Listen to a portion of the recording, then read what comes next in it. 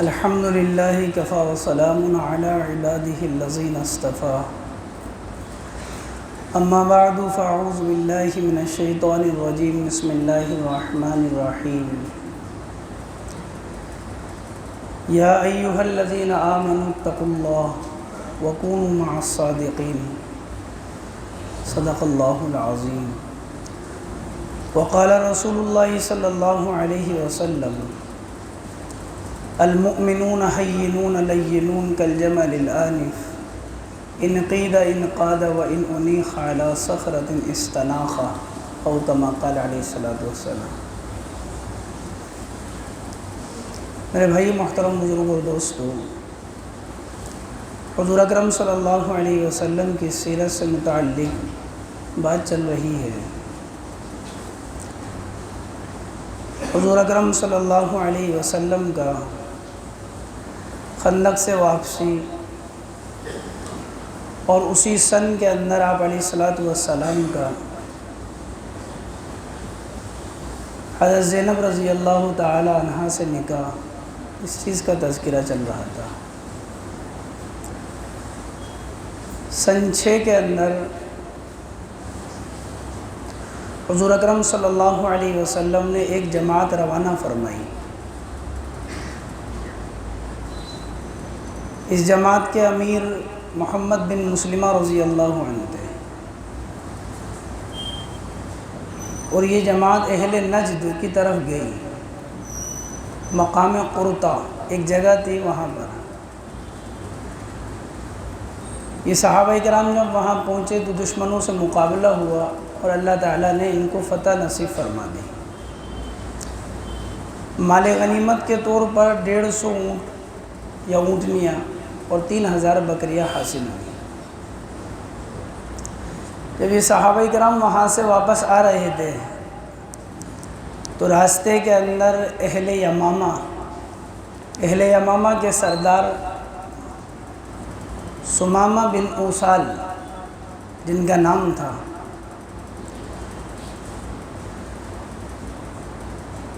یہ اہل یمامہ کے رئیس اور سردار تھے۔ یہ ان کو راستے میں ملے تو یہ لوگ صحابہ کرام ان کو حضور صلی اللہ علیہ وسلم کے پاس پکڑ کر لے آئے۔ بات اصل یہ تھی کہ جو سمامہ بن اوسال جو تھے تو یہ حضور صلی اللہ علیہ وسلم کے قتل کا ارادہ رکھتے تھے۔ حضور کے زمانے کے اندر ہی کئی افراد ایسے تھے جنہوں نے حضور کی موجودگی میں ہی نبوت کا دعویٰ کر دیا تھا، نعوذ باللہ۔ حضور کے زمانے میں ہی بات کہہ دی تھی کہ ہم بھی نبی ہیں۔ ہمارا یہ عقیدہ ہے کہ حضور اکرم صلی اللہ علیہ وسلم آخری نبی ہیں، اور آپ علیہ الصلوۃ والسلام کے بعد دنیا کے اندر کوئی نیا نبی نہیں آئے گا۔ حدیث کے اندر اور قرآن کریم کے اندر صاف طور پر یہ بات موجود ہے، ما کان محمد ابا احد من رجالکم ولکن رسول اللہ وخاتم النبیین، کہ اللہ کے نبی علیہ الصلوۃ والسلام آخری نبی ہیں۔ آپ کے ارشادات کے اندر ملتا ہے نا خاتم النبیین لا نبی بعدی، میں آخری نبی ہوں، میرے بعد کوئی نبی نہیں آئے گا۔ آپ نے فرمایا کہ میری مثال اور دیگر انبیاء علیہ الصلوۃ والسلام کی مثال ایسی ہے کہ جیسے ایک آدمی نے ایک محل بنوایا اور اس محل کے اندر اعلیٰ قسم کی ہر چیزوں کو لگایا، اور وہ محل ساری جگہ سے تیار ہو گیا، اور ایک اینٹ کی جگہ کو خالی چھوڑ دیا۔ لوگ اس محل کو دیکھتے ہیں اور کہتے ہیں کیا یہ خوب محل ہے، کیا یہ اچھا محل ہے، کیا یہ اس کی زیب و زینت ہے، اور ساتھ میں یہ بھی کہتے ہیں کہ کاش یہ ایک اینٹ بھی ہوتی اس کے اندر۔ آپ نے فرمایا کہ وہ جو محل ہے وہ تمام انبیاء علیہ الصلوۃ والسلام ہیں، اور جس طرح وہ اینٹ اگر لگ جائے تو محل تمام اور پورا ہو جائے، ایسے ہی وہ تمام انبیاء علیہ الصلوۃ والسلام محل کے مانند ہے، اور وہ آخری اینٹ کا درجہ جیسے وہ آخری اینٹ سے محل متعین ہو جائے گا اور محل پورا ہو جائے گا، ایسے ہی وہ آخری اینٹ کی جگہ میری جگہ ہے، یعنی میرے آنے کے بعد نبوت کا دروازہ بند۔ اسی لیے اللہ کے نبی علیہ الصلوۃ والسلام نے فرمایا لو کان بعدی نبی لکان عمر، اگر اللہ کسی کو نبی بناتے میرے بعد، بنایا نہیں ہے، بنائیں گے نہیں، اگر میرے بعد کسی کو نبی بناتے تو عمر کو بناتے۔ بے شمار احادیث اور قرآن کریم کی تقریباً ہر سورت اس بات کے اوپر شاہد ہے کہ حضور اکرم صلی اللہ علیہ وسلم آخری نبی ہے۔ جو حضور کو آخری نبی نہیں مانتا ہے اور جس کی یہ سوچ ہے کہ حضور کے بعد بھی نعوذ باللہ کوئی نبی آ سکتا ہے تو وہ کافر ہے، وہ دائرہ اسلام سے خارج ہے۔ حضور کو آخری نبی ماننا یہ مستقل ایمان ہے، اور حضور اکرم صلی اللہ علیہ وسلم کے بعد کوئی نبی نہیں آئے گا۔ حضرت عیسیٰ علیہ السلام کی آمد یہ اسی محل کا حصہ ہے، نئے نبی نہیں ہے بلکہ اسی محل کا حصہ ہے۔ اس لیے حضور کے زمانے میں چند لوگوں نے دعویٰ کر دیا تھا، اسی میں ایک شخص تھا جس کا نام مسیلمہ کذاب کہا جاتا ہے، تو اس نے دعویٰ کیا تھا کہ میں بھی نبی ہوں، اور ایک وفد کے ساتھ حضور صلی اللہ علیہ وسلم کے پاس بھی آیا اور کہا کہ جتنی زمین ہے دنیا کے اندر، جہاں جہاں اسلام پہنچ چکا، آدھی آپ کی آدھی میری۔ آپ نے ایک تنکے کی طرف اشارہ کر کے فرمایا کہ ایک تنکا بھی تیرا نہیں ہے۔ یہ اپنے علاقے میں گیا اور اس نے نبوت کا دعویٰ کر دیا، جھوٹا نبوت کا دعویٰ۔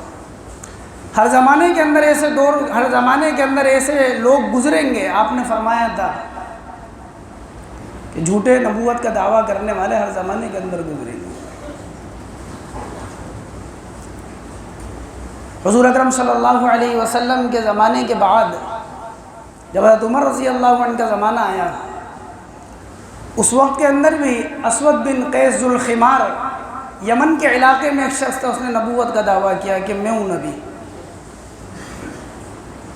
ہر زمانے میں۔ اور قریب ہی کے زمانے میں ملعون مرزا غلام احمد قادیانی، اللہ کی اور اس کے فرشتوں کی اور تمام اہل ایمان کی اس کے اوپر لعنت ہو اور وہ جہنم واصل ہو کہ اس نے نبوت کا دعویٰ کیا۔ اور افسوس کی بات یہ ہے کہ دنیا میں آج بھی اس کے ماننے والے لوگ موجود ہیں۔ کیا ہوا اہل اسلام کو کہ ان کے پاس کہ یہ عقل نہیں ہے یا سوچ نہیں ہے کہ وہ کن کی پیروی کر رہے ہیں، دائرہ اسلام سے غیر شعور طریقے پر نکلے جا رہے ہیں۔ تو ثمامہ بن اسال یہ مسیلمہ کذاب کی طرف سے حضور اکرم صلی اللہ علیہ وسلم کے قتل کے ارادے سے نکلے، صحابہ پکڑ کر لیا ہے، مسجد کے اندر ایک ستون سے ان کو باندھ دیا گیا۔ حضور اکرم صلی اللہ علیہ وسلم کا حکم تھا ان کو باندھ دے،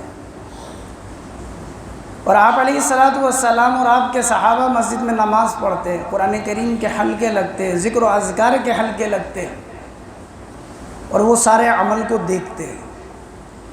اللہ کے نبی علیہ الصلوۃ والسلام نے پہلے دن فرمایا کہ ثمامہ تمہارا کیا حال ہے، کیا رائے رکھتے ہو تم میرے بارے میں؟ انہوں نے کہا اگر آپ احسان کا معاملہ کریں تو آپ ایسے شخص پر احسان کریں گے جو شکر گزار ہے، اور اگر آپ مجھے قتل کر دیں تو آپ اس کے حقدار ہیں، میرا جرم ہی ایسا ہے۔ آپ فدیہ لینا چاہتے ہیں تو آپ جتنا کہ اتنا فدیہ دے دوں جان کے بدلے میں۔ آپ نے کوئی جواب نہیں دیا۔ دوسرے دن مسجد کے اندر وہی اعمال، نماز کا عمل، ذکر اذکار، قرآن کریم کے حلقے، لوگ اسلام میں داخل ہو رہے ہیں، وفود آ رہے ہیں۔ اللہ کے نبی علیہ الصلوۃ والسلام نے فرمایا ثمامہ کیا رائے رکھتے ہو؟ فرمایا کہ اگر آپ احسان کریں گے تو آپ شکر گزار پر احسان کریں گے، اس سے آگے کوئی بات نہیں کہی۔ پہلے دن 3 باتیں کہیں تھیں، احسان کریں گے تو شکر گزار پر احسان کریں گے، قتل کر دیں گے تو میں اس کا حقدار ہوں، فدیہ لینا چاہیں تو فدیہ لینا۔ دوسرے دن صرف ایک بات کہی، آپ احسان کریں گے تو شکر گزار پر احسان کریں گے۔ آپ نے کوئی جواب نہیں دیا۔ تیسرے دن پھر آپ علیہ الصلوۃ والسلام کا گزر ہوا، آپ نے پوچھا کہ ثمامہ کیا حال ہے، کیا رائے رکھتے ہو؟ کوئی جواب نہیں دیا، کہا کہ جو کل بات تھی وہ آج بات ہے۔ اللہ کے نبی علیہ الصلوۃ والسلام نے صحابہ سے فرمایا ان کو کھول دو، فرمایا کہ ثمامہ میں نے تمہیں اللہ کے لیے معاف کر دیا، جاؤ تم چلے جاؤ۔ یہ آپ کے اخلاقان کریمانہ ہیں۔ حضور اکرم صلی اللہ علیہ وسلم نے ان کو آزاد کیا۔ یہ مسجد سے تھوڑا سا جہاں کھجور کے درخت ہوا کرتے تھے اس علاقے کے اندر گئے، اور وہاں سے یہ غسل کر کر واپس آئے مسجد کے اندر، اور انہوں نے تمام صحابہ کے سامنے کہا اشہدو ان لا الہ الا اللہ واشہدو ان محمدًا عبدہ ورسولہ، میں گواہی دیتا ہوں اللہ کے سوا کوئی معبود نہیں اور آپ اللہ کے رسول ہیں۔ اور 3 باتیں ارشاد فرمائی، فرمایا کہ میرے اسلام کے قبول کرنے سے پہلے آپ کے چہرے سے زیادہ مجھے کسی کے چہرے سے نفرت نہیں تھی، نعوذ باللہ، لیکن آج آپ کا چہرہ سب سے زیادہ محبوب ہے میری نظر کے اندر۔ میرے اسلام کے قبول کرنے سے پہلے دین اسلام سے زیادہ نفرت مجھے کسی مذہب سے نہیں تھی، لیکن آج سب سے زیادہ محبت مجھے دین اسلام سے ہے۔ آپ کے شہر سے زیادہ مبغوض اور قابل نفرت میری نظر میں کوئی شہر نہیں تھا، لیکن آج آپ کے شہر سے زیادہ محبوب کوئی شہر نہیں ہے۔ اسلام کو قبول کیا اور یہ بات کہی۔ بعض روایتوں میں آتا ہے اللہ کے نبی علیہ الصلوۃ والسلام سے انہوں نے کہا کہ میں عمرے کا ارادہ رکھتا ہوں، عمرہ کرنے جانا چاہتا ہوں، آپ نے اجازت دی۔ جب یہ عمرے پر گئے مکہ کے اندر تو مکہ کے لوگوں نے کہا کہ ثمامہ تو بے دین ہو گیا، اپنے آباء اور اجداد کے دین کو چھوڑ دیا ثمامہ نے۔ تو انہوں نے کہا کہ نہیں، بے دین نہیں ہوا، بلکہ میں نے دین کو اختیار کر لیا اور محمد صلی اللہ علیہ وسلم کی صحبت کو اختیار کر لیا۔ اور فرمایا کہ مکہ والوں، جو ہمارے علاقے یمامہ سے تمہارے پاس غلہ آتا ہے، ایک دانہ بھی غلہ تمہارے پاس اب نہیں آئے گا۔ اور یہ اپنے علاقے میں واپس آ گئے، اور غلہ جو جاتا تھا ان کے علاقے سے وہ بند کر دیا۔ مکہ والوں نے حضور اکرم صلی اللہ علیہ وسلم کو خط لکھا کہ آپ ہمارے رشتہ دار ہیں، آپ کریم ہیں، آپ کے اخلاق اعلیٰ درجے کے ہیں۔ قرآن کہتا ہے وَإِنَّكَ لَعَلَىٰ خُلُقٍ عَظِيمٍ، آپ کو بڑے اخلاق دیے گئے ہیں۔ اما عائشہ رضی اللہ تعالیٰ عنہ سے پوچھا آپ کے اخلاق کیا تھے، کہا تو اما عائشہ نے کہا کانا خلقہ القرآن، آپ کے اخلاق تو سارے کے سارے قرآن تھے، اعلیٰ درجے کے اخلاق۔ مسجد میں ایک دیہات کے رہنے والے شخص آئے، کچی مسجد تھی، دیہات کے رہنے والے تھے، مسجد کے آداب اور احترام سے واقف نہیں تھے، اور مسجد کے ایک کونے میں پیشاب کرنے لگے۔ صحابہ اکرام کہتے ہیں ہم دوڑے تاکہ ان کو پکڑیں اور منع کریں۔ اللہ کے نبی علیہ الصلوۃ والسلام نے صحابہ سے فرمایا دعو، ان کو چھوڑ دو، حتیٰ کہ انہوں نے پیشاب کر لیا۔ صحابہ نے کہا اب ان کو بلا کر لیں، صحابہ سے فرمایا اللہ کے نبی نے اب ان کو بلا کر لاؤ، اور حضور کی خدمت میں بلا کر لایا گیا۔ آپ علیہ الصلوۃ والسلام نے ان کو سمجھایا کہ یہ مسجد یہ اللہ کا گھر ہے، یہ گندگی کی جگہ نہیں ہے، یہاں ذکر و اذکار اور تسبیحات اور اللہ کے قرآن کی تلاوت ہوتی ہے، یہاں اچھے اعمال ہوتے ہیں۔ اور صحابہ سے فرمایا کہ یہاں پر پانی ڈال دو، کانا خلقہ القرآن، آپ کے اخلاق تو قرآن تھے۔ وہ مکہ والے جنہوں نے ساری زندگی آپ کو ستایا، آپ کو پریشان کیا، اور جب سن 8 کے اندر اللہ کے نبی علیہ الصلوۃ والسلام مکہ میں فاتحانہ داخل ہوئے، آپ نے اعلان کیا من دخل فی دار ابی سفیان فهو آمن، جو ابو سفیان کے گھر میں بھی داخل ہو گیا آج اس کو بھی امن ہے۔ من اغلق الباب فهو آمن، جس نے آج دروازے کو بند کر لیا اس کو بھی امن ہے۔ من دخل المسجد فهو آمن، جو مسجد کے اندر داخل ہو گیا آج اس کو بھی امن ہے۔ اعلان تھا آپ کا۔ مکہ والوں نے کہا آپ شریف ہیں، آپ کریم ہیں، آپ کے اخلاق اعلیٰ ہیں، آپ کہیں یمامہ کے رئیس سے ثمامہ بن اسال سے کہ ہمارا غلہ واپس جاری کر دیں۔ اللہ کے نبی علیہ الصلوۃ والسلام نے ان سے کہا کہ ان کا غلہ جس طرح جاری تھا پہلے اسی طرح جاری کر دیں، یہ دشمنوں کے لیے آپ کا سینہ ہے۔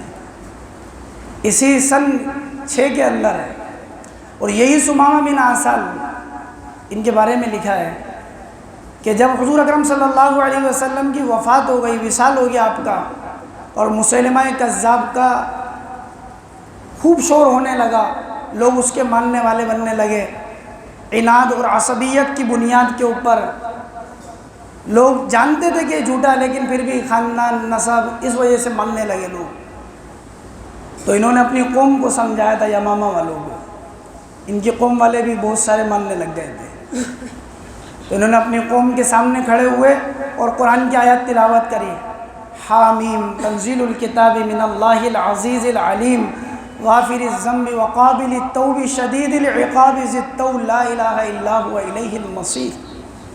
یہ آیت تلاوت کری اور اپنی قوم کو سمجھایا.